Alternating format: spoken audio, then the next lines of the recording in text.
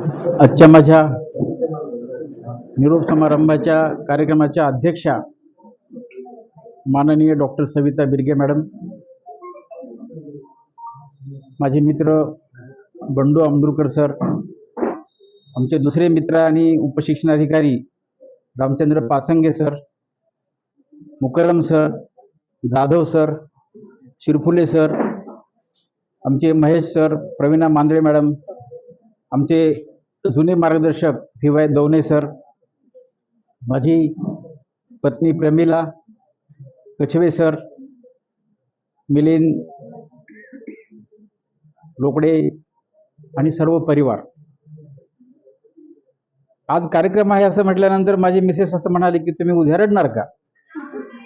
कारण कुठल्याही भावुक क्षणी मी खूप अस्वस्थ आणि खूप हळवा आहे.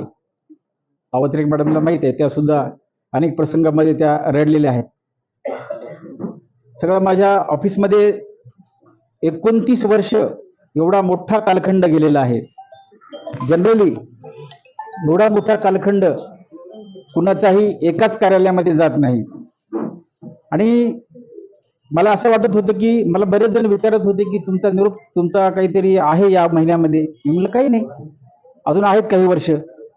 मी रिटायर्ड होतोय मला हे सांगावंच कुणाला वाटत नव्हतं मॅडम, कारण सगळेजण म्हणत होते फिट. आणि आता मी जेव्हा आजारी पडलो त्या काळापासून सगळेजण म्हणू लागले, आता मी गेलो की अरे तुम्हाला काय झालं, फारच रोड झालात तुम्ही.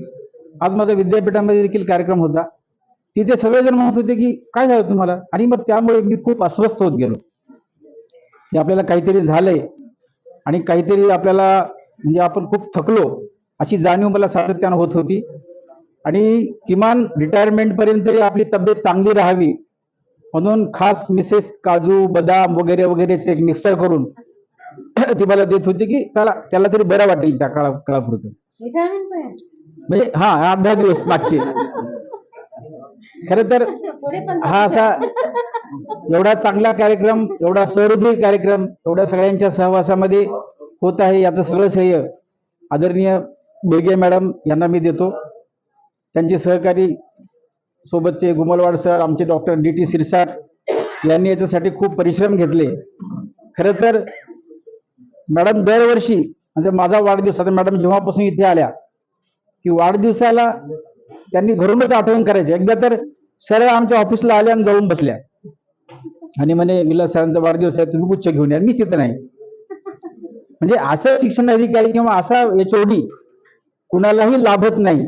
म्हणजे माझ्या पूर्ण कालखंडामध्ये माझे 2 सगळ्यात आठवणीत राहणारे शिक्षण अधिकारी मिळाले, गोविंद नांदळे सर आणि त्यानंतर डॉक्टर सविता बिर्गे मॅडम. मधले सगळे अधिकारी चांगलेच होते, परंतु त्यामध्ये दोघांचा उल्लेख मी विशेषत्वाने करणार आहे. कारण मला माहित नाही की मॅडमनी एवढा स्नेह कसा दिला असेल मला. कारण गेल्या 6 महिन्यापासून मी जेव्हा आजारी पडलो तेव्हापासून मला मॅडमनी एकही काम सांगितलेलं नाही.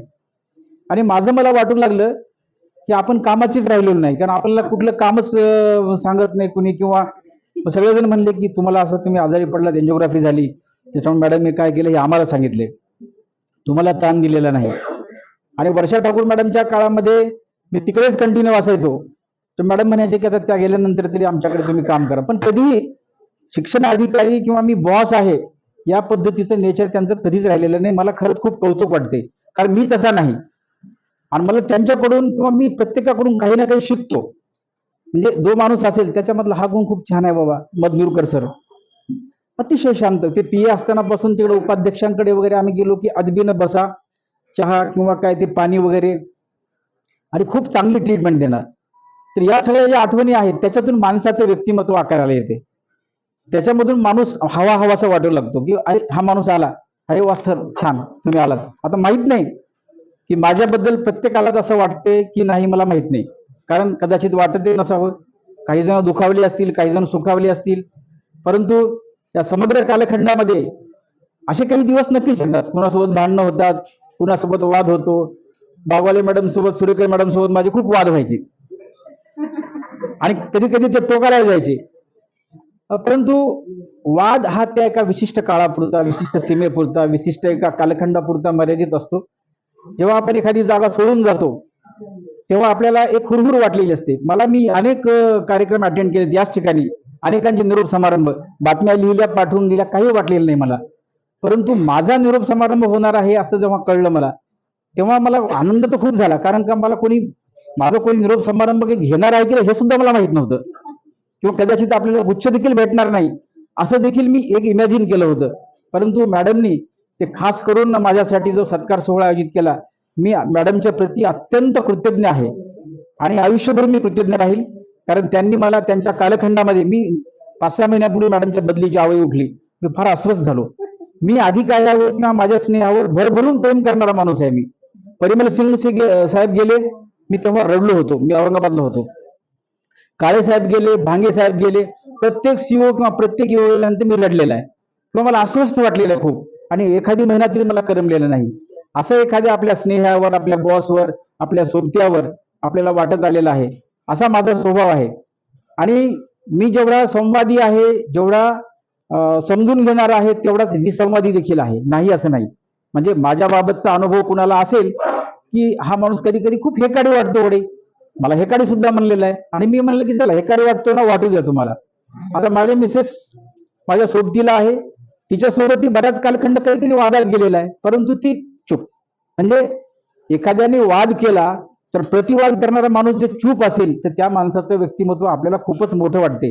माझी मिसेस त्या मनानं प्रचंड महान आहे, कारण तिनं मला कधीच कशात टोकलेलं नाही.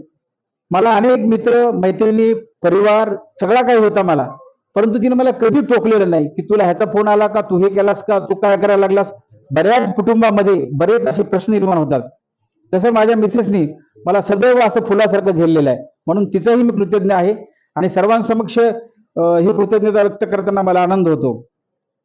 गेली 10-20 वर्ष, 20-25 वर्ष कधी कधी मी तिच्यावरही रागवलेलं आहे खूपदा, कारण स्वभाव रागीट आहे. आणि आमच्या डॉक्टर शिरसाट म्हणाले की राग आणि भीक माग, की खरंच मी सांगतो, माझ्या 2-3 पोस्ट केवळ रागामुळे माझ्या गेलेल्या आहेत. ठाणे महानगरपालिकेमध्ये सुपर क्लास 1च्या पदावर निवड झाली, यादी लागली, आपले सीओच होते तिथे, कमिशनर. तर माझं विलास छान करतो, घेऊन टाका त्याला. हे सगळं झालं, आणि त्यांना डेप्टी सीएम त्या काळातले त्यांनी फोन केला की आम्हाला ह्या माणसाला घ्या, आणि गेला. तर ते माझं 5व्या दिवशी नाव बदललं गेलं. मला खूप राग आला.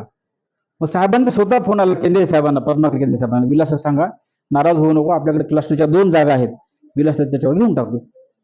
मी 15 दिवस घरी राहिलो रजा घेऊन, आणि मी म्हणलं मला कुठंच अर्ज करायचं नाही, खड्ड्यात जाऊ जमलं सगळं. तोपर्यंत 2ही जागा भरून गेल्या. नुकसान कोणाचं झालं? आपलं झालं.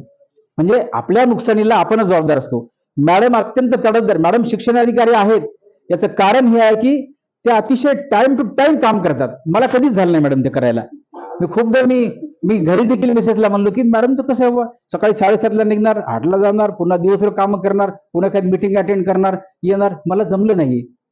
किंवा मी पळायचो आणि शेवटच्या क्षणाला मी थांबायचो. इथपर्यंत आले म्हणजे त्याच्यामुळे सुद्धा माझं नुकसान झालं. पण तरी ठीक आहे. मला जेवढे अधिकारी भेटले त्यांनी मला इतका सन्मान दिला. पाचंगे सरांकडे आम्ही ते डाएटला वगैरे तेव्हा असायचो, अतिशय शांत, सगळे मस्त. म्हणजे सगळ्या अधिकाऱ्यांनी आपल्याला सन्मान दिला. खरंच ही खूप जमेची बाजू आहे. नाहीतर अशी काही प्रसंग येतात की अधिकारी आणि कर्मचाऱ्याचं पुढेच जमत नाही. आणि हे सर्वजण एवढे भाग्यवान आहेत की एवढं भाग्य त्यांना बिर्गे मॅडमच्या नंतर कधीही लाभणार नाही, हे मी गॅरंटीनं सांगतो. कारण मॅडम आम्ही भरपूर डुम्मे मारले तुमच्या काळात. आणि मॅडम बऱ्याचदा येऊन ऑफिसमध्ये बसून असं बसले, आणि कोणीच नाही, कधी कुणाला म्हणलं नाहीत, हे आलं नाही का, ते आलं नाही का, काय नाही का. अरे मी आले, कुणाला तरी सांगा यायला, मग आम्ही कधीतरी येणार. मला तर काही म्हणले नाहीत बा. म्हणजे इतका स्नेह, इतकी आपुलकी, आणि त्यांच्याकडे संवाद, आणि त्यांचा तो गुण आहे, लक्षात घ्या. ते अधिकारी केव्हा सक्सेस होतो की तुमच्याकडून काम करून घेण्याचं कसं कळलं पाहिजे. नाहीतर सतत रुबाब झाडत राहिलो आपण. आता आमच्या लोणीकर सरावर खूप नाराज होतात लोक, आम्हाला सहीच करू दिलं नाही. मी त्यांना म्हणलं बाबा तुम्ही मॅडम तिकडे रस्ते नेऊन टाकत जा, तुमच्या अंगावर घेऊ नका. पण ते आता ते त्यांचा स्वभाव आहे, ते येतात पण त्याच्यामुळे त्यांना वाटणं साहजिक आहे. पण मग ते हळूच रागवून मधनुरकर सरांकडे देतात. मधनुरकर सर संयमी स्वभाव आहे. म्हणजे असा प्रत्येकाचा स्वभाव असतो, तसा माझा स्वभावही संयमी देखील आहे, आक्रमक देखील आहे, आणि थोडासा म्हणजे अग्रेसिव्ह देखील आहे. परंतु मी त्या गोष्टी थोड्या संयमाने घेण्याचं शिकलो मी नंतर. कारण का मधला एक 10-15 वर्षापूर्वीचा कालखंड असा होता की मी खूप रागीट होतो. पत्रकार असताना तर मी असं आलो तर दाव ढकलूनच यायचो इथे शिक्षणाधिकाऱ्याकडे.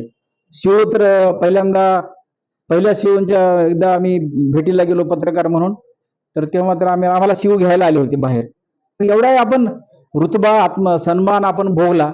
त्यानंतर जेव्हा इथं आलो तेव्हा लोक म्हणले तुला आता गळ्यात दोरी घालून इथे बसविले म्हणले आता, आणि तू आता काहीच करू शकणार नाही. तसंच झालं. मी एकदम शांत किंवा एकदम आपल्याला काही जमत नाही बाबा, आपण हे करू नये बाबा, आपल्याला कोणी काय म्हणेल बाबा, अशा पद्धतीनं मी राहिलो.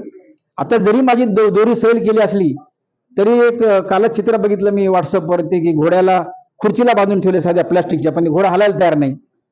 कारण त्याला माहित आहे बांधून ठेवले म्हणजे पक्क बांधलंय. तसं कदाचित मलाही पक्क बांधलेलं असेल तर मी आता लगेच काही पत्रकारितेमध्ये आक्रमकपणे काही करणार नाही, परंतु संयमी आणि धीरोदात्तपणे लेखन करायचं असेल तर आपण ते करू शकतो. माझं जे लिखाण राहिलेलं आहे, कादंबऱ्या, कथा, ललित लेख आणि बऱ्याच गोष्टी राहिलेल्या आहेत त्या मी पूर्ण करीन. आणि मॅडम म्हणत होत्या तसं आमच्याकडे समग्रमध्ये 2 वर्षाचं एक वाढीव एक्सटेन्शन मिळते. त्यासाठी मी अर्ज केला, प्रयत्न करणार आहे. झालं ठीक, नाही झालं तर आपले दुसरे कोणते मार्ग आहेत. मिसेस तर म्हणाले की आता तू काही करू नको. माझ्या वडिलांनी, मॅडम कसं झालं, मला प्राध्यापक होण्यासाठी 60,000 रुपये बाबांनी आमच्या गाडगे बाबाला बोलले. त्यावेळी 60,000 लागायचे. बोलले, सगळं झालं. आणि मग मी तेव्हा जॉर्ज फर्नांडिस सोबत फिरायचो, जनता दल. जॉर्ज फर्नांडिस सोबत 2 दिवस फिरलेला माणूस मी त्यांना म्हणलो तुम्ही माझ्याकडून पैसे घेता, मी चळवळीतला माणूस आहे, तुम्ही चळवळीतले माणसं आहात. पण ते काय होतं की असं एक म्हणजे अर्थार्जन कसं करायचं याचं काहीच नॉलेज आपण ठेवलेलं नाही. आपण कॉम्रेड होणार किंवा आपण देशोधडीला फिरणार अशा प्रकारची अवस्था होती. हे ओळखून माझ्या बाबांनी डीएड झालेली पोरगी, म्हणजे तसं आमचं प्रेम होतं, पण डीएड झालेली पोरगी आहे, हिला सोडायचं नाही, हिनं संसार करील, हे संसार करत नाही म्हणून हिला केलं. आणि मग खरंच सांगतो, सगळा जे संसार उभा केलाय ते फक्त तिनं केलाय. माझा पगार किंवा माझं जे काय असेल ते काही फार अंगी लागले असं नाही, परंतु तिनं नीटनेटकेपणानं, तिला कधी मी सोनं घेऊन दिलेलं नाही, कधी काही घेऊन दिलेलं नाही. ते ती तुला घे बाबा, तुला कर, साडी ड्रेस, कारण सोनं काय घ्यायचं ते, त्या पद्धतीनं तिचा संसार केला. तिनंच वरचं जे मजला आहे ते तिच्याच ह्याच्यातून बांधला. आणि अशा पद्धतीनं नवऱ्यावर अत्यंतिक प्रेम करणारी ती मला लाभली. आणि मला सगळे अधिकारी खरं सांगतो मला इतके चांगले लाभले की त्याच्यामुळं मला खूप हुरूप आला. बंडू सरांसोबत आम्ही ते ज्ञान यात्रा, आम्ही नांदेड सेवाच्या काळामध्ये कुणाला कल्पना येणार नाही. 4 वाजता पहाटे ऑफिस सुरू व्हायचं, पहाटे 4ला, आणि 4:05 झाले तर 100 रुपये आम्हाला ड्यू टाकावा लागायचा. मग त्या ड्यू मध्ये आम्ही जेवण काय लागेल सकाळचं ते करायचं. 4 ते 9 आम्ही ते ड्युटी करायची.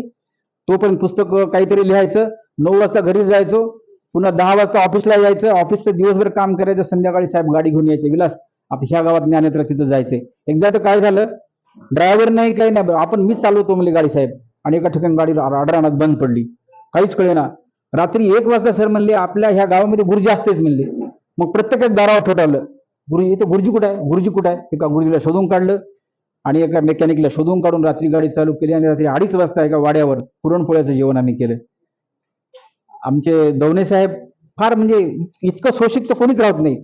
दवणे साहेबांना तर म्हणजे इतक्या पद्धतीनं आम्ही कधी कधी ते थोडंसं त्रासही द्यायचो. समजा एकदा काय झालं, सर्व कर्मचाऱ्यांना तात्काळ कमी करण्यात यावे असा फॅक्स आमच्या माधव पांडागळेनं आणि आम्ही तयार केला. म्हणजे काय उगेच मनात वाटलं. आणि तेव्हा कसं होतं, इकडून महाजन झेरॉक्स म्हणजे फॅक्स टाकला, जिल्हा परिषद तिथं फॅक्स उमटल्याबरोबर साहेबांनी आमच्या ऑर्डर झालेल्या, अरे दादा बाबा भाई ते आता ऑर्डर रद्द करावून आले म्हणले, रद्द करायची ऑर्डर टाकली. मग आम्ही म्हणालो सर बघा तरी विचारून मुंबईला, ते तसं काही नसेल तसं काही नसेल. मी म्हणलं अंगलट आलं प्रकरण आमचे हे. म्हणजे असे काही इश्यू देखील घडायचे अतिशय. आणि दवणे साहेब आम्हाला वर्क प्लॅनचं काम त्यांनी आम्हाला खरं तर शिकवलं. ते 40-40 दिवस वर्क प्लॅन करून घ्यायचे. सोन्या ये, सोनी ये, बस माय हे लिही, ते कर, ते कर, अशा पद्धतीनं. आणि 1-1 महिना वर्क प्लॅनचं काम चालायचं. मॅडम त्यावेळेस अक्षरशः हा प्रकल्प नको, आमचा एक तो हे होता प्रोग्रॅमर पाटील नावाचा, तो तर असं म्हणायचा इथून उडी मारू का म्हणायचा मी, कारण ते इतकं रिव्हर्स काम लागायचं. आता ह्या गेल्या 5 वर्षामध्ये खरंच मी सांगतो की समग्र शिक्षणाचं काम मॅडम खूप कमी झाले. नाहीतर पूर्वी तर हे कुठलीच भरती नव्हती, वन मॅन शो होतो. डॉक्टर शिरसाट नव्हते, बागवाले मॅडम नव्हत्या, अवत्रे मॅडम नव्हत्या, ते कोणीच परिवार नव्हता. त्यावेळेस मग कसं होतं की एकटाच मिटिंगला जायचो मी. पण ते उर्मी होती त्या काळामध्ये, सगळ्यांनी आम्ही काम केलं, सगळ्यांनी मिळून मला खूप मोठा सहयोग दिला. इथं सगळेजण ह्या माझ्या कार्यक्रमासाठी उपस्थित राहिलेले आहेत. खरं तर हे काही बोलणं सरणारं नाही, म्हणजे आजचा दिवस हा सरणारा नाही, बोलणं सरणारा नाही, परंतु तुम्हा सर्वांना कामाला लागायचे आणि परत घरी जायचे. मॅडमनी खरं तर 1 वाजताच बोलवलं होतं, परंतु माझी मिसेस नव्हती आलेली, तिला निरोप नव्हता म्हणून तिला आणण्यामध्ये वेळ गेला. त्याच्याबद्दल आम्हाला थोडासा कार्यक्रम उशीर झाला, त्याबद्दल मी दिलगिरी व्यक्त करतो. आमचे दातावार सर, आमच्या या मॅडम, त्यांच्या आम्ही सहीसाठी पेन घ्यायचो. गावकरवार मॅडम, बागवाले मॅडम, सुरेकर मॅडम, आमच्या देशमुख मॅडम अतिशय शांतपणे काम करणाऱ्या, आमचे लोकडेजी, आमचे डॉक्टर, आमचे शिंदे सर तर मॅडम हा असा माणूस सापडतच नाही. म्हणजे सगळे आहेत म्हणून सांग. कोणी कोणी ते माणसाला निगेटिव्ह बोललंच नाही मॅडम कधी. सगळे ऑफिसमध्ये आहेत. रजा रजा घेऊन जा रजा, किती रजा, काय नाही. म्हणजे एवढा उदार राजा कुणाला सापडणार नाही. आमच्या SSL एवढा उदार राजा सापडला आणि तुम्ही एवढ्या उदार आम्हाला सापडलात. खऱ्या अर्थानं आमचं हे भाग्य आहे. आमचे साहेबराव पांचाळ, नितीन, संतोष पाटील आमचे आज भरपूर झटत होते. प्रशांत 2 प्रशांत बोडणारे, हा सगळा परिवार आहे. आता सगळ्यांची नावं इथं मला पाठ आहेत आणि सगळेजण माझ्या नजरेत आहेत. मी कधी, मला मॅडम म्हणाल्या की माझी गरज पडणार आहे. खरं तर मी फार किरकोळ आहे. म्हणजे जगामध्ये आता एवढं नॉलेज वाढले की तुम्हाला माझी गरज पडेल असं नाही, पण मी केव्हाही हजर आहे आणि मॅडमसाठी तर नेहमीच हजर आहे. मॅडम इथून उपसंचालक म्हणून जाऊ आणि त्याच्यानंतर मॅडमच्या निरोप समारंभाला मी खास करून तिथे जाणार आणि एक पुस्तिका मॅडमवर मला तयार करायची आहे. या 4 वर्षामध्ये त्यांचं आत्मचरित्र त्यांनी लिहून, कारण अतिशय संघर्षशील व्यक्तिमत्व आहे. कारण आणि तेवढ्याच मॅडम रसिक आहेत. त्यांचे बघा तुम्ही स्टेटस, त्यांचे ते सॉंग्स वगैरे, तर ते आपल्याला माहीत नसते काही. आपल्याला आपलं जीवन माहीत असते, दुसऱ्या जीवन आपल्याला काहीच माहीत नसते. असा हा सरुद्ध सोहळा मॅडमनी माझ्यासाठी आयोजित केला. मी अतिशय त्यांचा ऋणी आहे. गुमलवार सर, आमच्या ह्या सेविका मॅडम इतके वेळा दिसत नाहीत. सगळा हा परिवार आहे आणि हा खूप छोटा सोहळा म्हणून सुंदर झाला. बऱ्याचदा कसं असतं की खूप मोठा अधिकारी आलं तर ते खालच्यांना काही व्यक्त करता येत नाही आणि मग एकमेकांमध्ये फार सरमिसळ होते. त्याच्यामुळं हा सुंदर असा कार्यक्रम झाला आणि या सुंदर कार्यक्रमाचं नियोजन या सर्व शिक्षण विभागाने, आमच्या सर्व शिक्षा अभियानाच्या कर्मचाऱ्यांनी केलं. त्याबद्दल मी सर्वांचे आभार मानतो.